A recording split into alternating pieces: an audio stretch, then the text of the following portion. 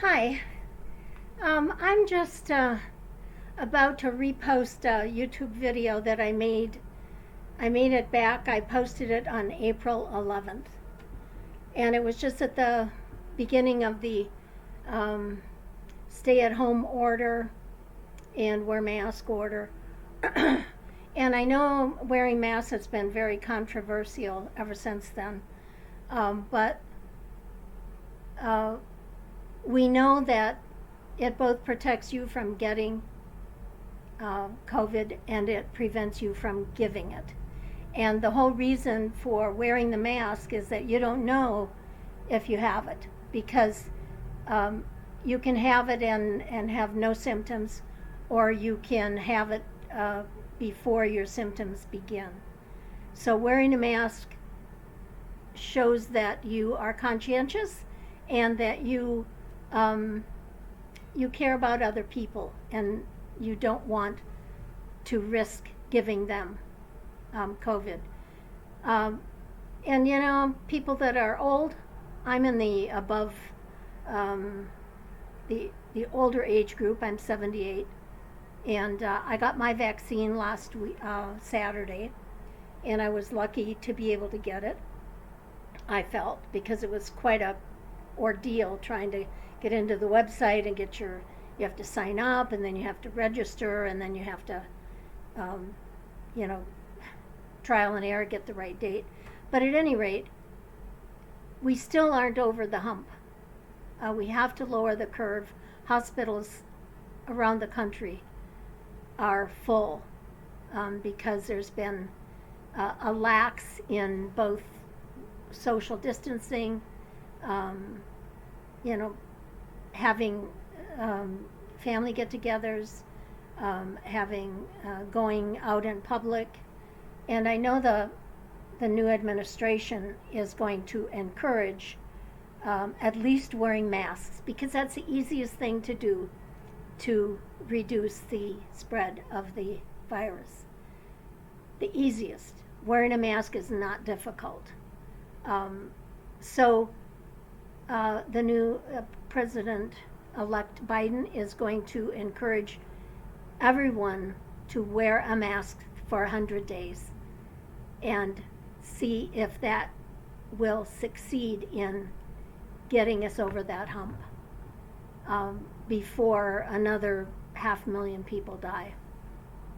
So I'm going to show you the video that I posted in April, and it kind of puts into perspective our lives where we live in a democracy. Fortunately, we still live in a democracy, and even though we have free will and civil rights and, you know, freedom of speech and bear arms and all that, we still have a responsibility to humanity to be responsible in doing what we can to prevent the spread of this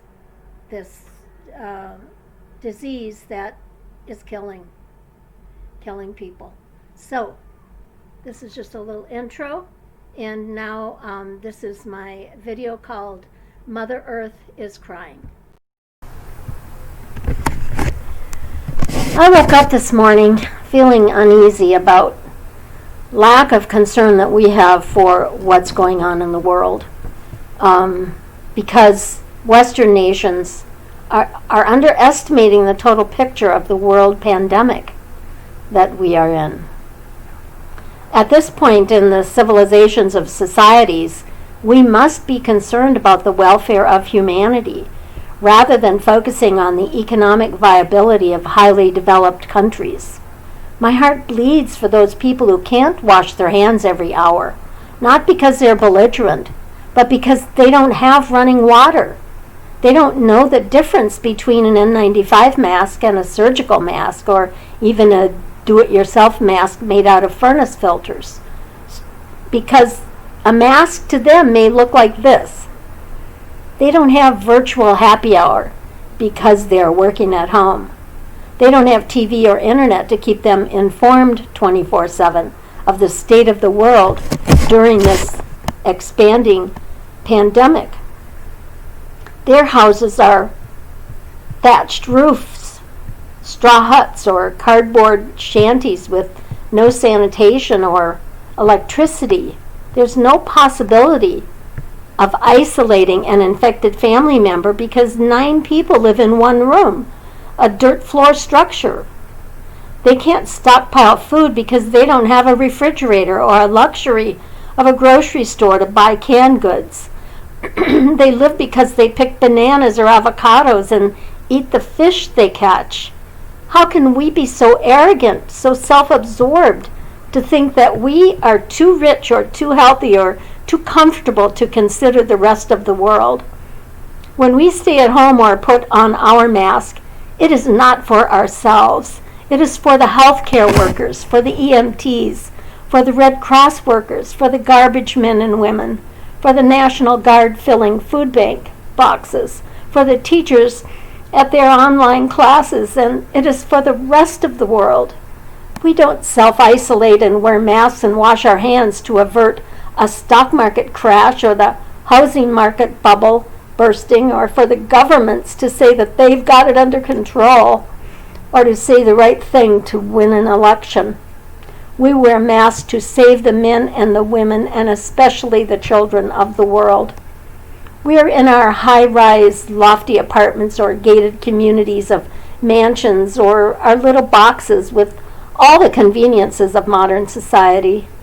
What proportion of our people live on the other side of the tracks in densely populated countries with no Medicare or health insurance, no HMOs and medical staffs trained to treat emergencies and epidemics? The dear souls I'm talking about utilize the elders, the nursemaids, and the midwives, self-trained through years of delivering babies or issuing herbs and potions with recipes that have been passed down through generations of wise men and women. With this as a backdrop, remember, one person in a marketplace in Wuhan, China, caused an epidemic that has spread to every corner of the world. One person.